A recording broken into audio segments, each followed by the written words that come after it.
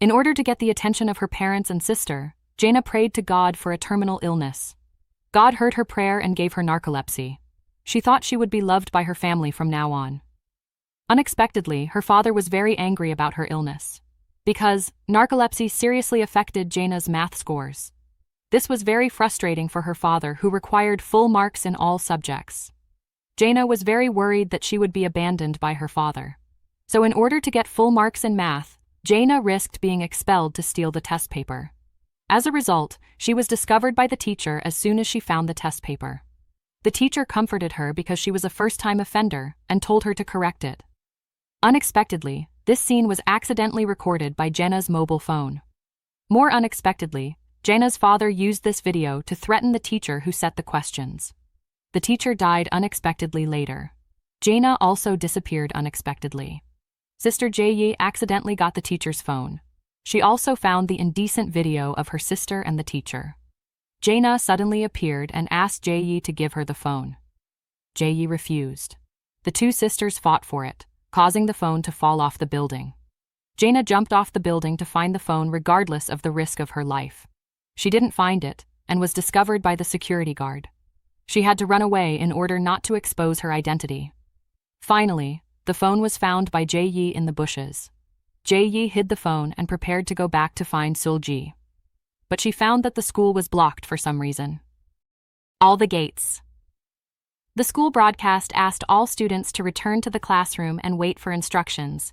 Jaehna followed a boy and climbed out of the school. Jae-yi returned to the school celebration and asked her short-haired girlfriend what happened. The short-haired girlfriend said that Seul-gi was stabbed by Kim just now and has been sent to the hospital by Jae-yi's father. Jae-yi's face changed drastically when she heard it. She was worried that her father would hurt Seul-gi, so she immediately climbed over the wall and went straight to the hospital. And in the school, the teacher began to search every student's belongings, because according to Kim's explanation, she took illegal drugs, which caused her to stab Seul-gi in excitement. In order to conceal this matter, he asked each class teacher to search the belongings. All the drugs and contraband found were confiscated. The short-haired girlfriend was very dissatisfied with the school's attitude towards the matter.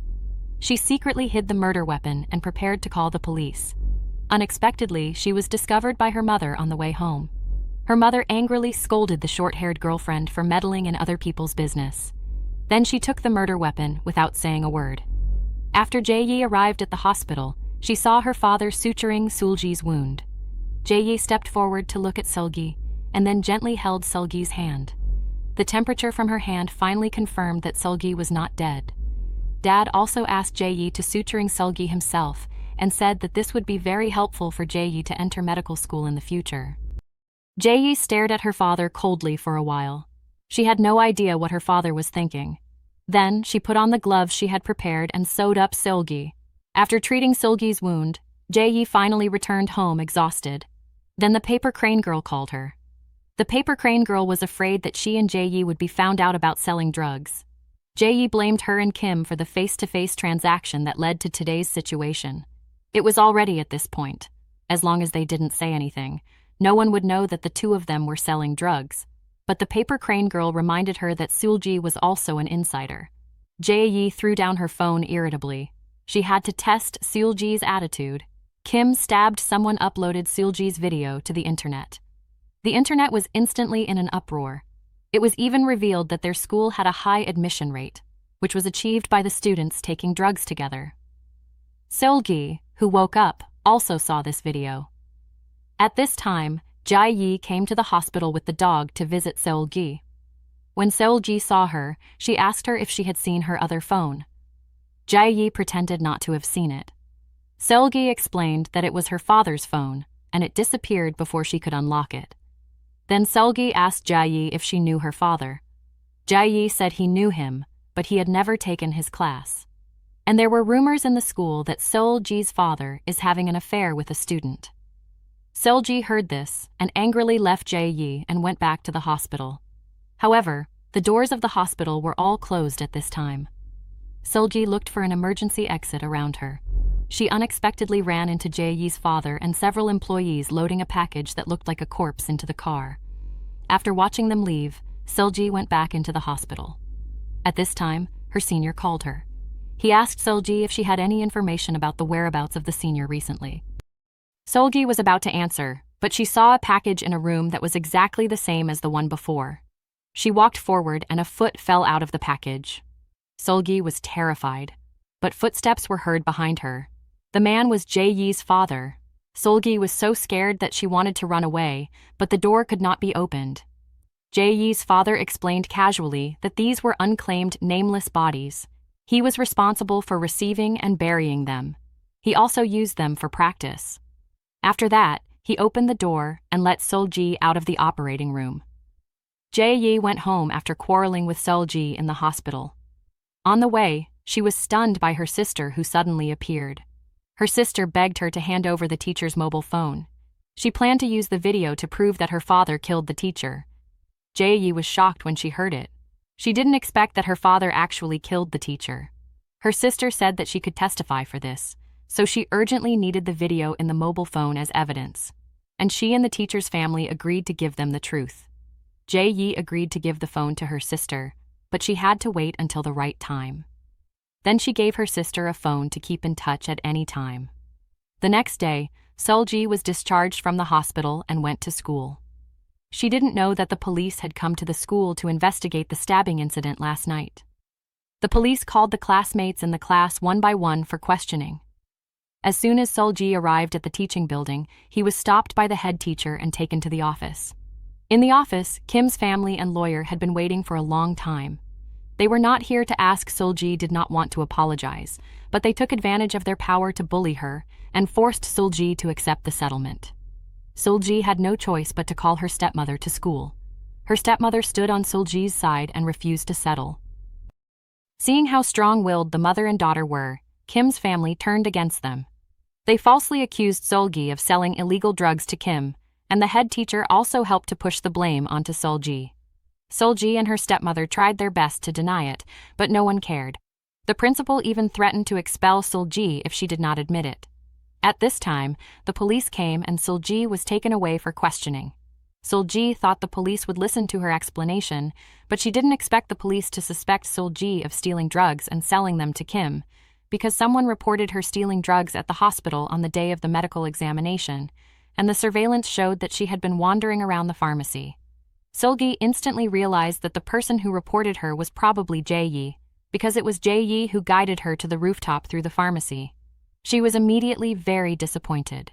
In order to clear her suspicion, Seul-gi reported to the police that Jae-yi and the paper crane girl were the real drug dealers.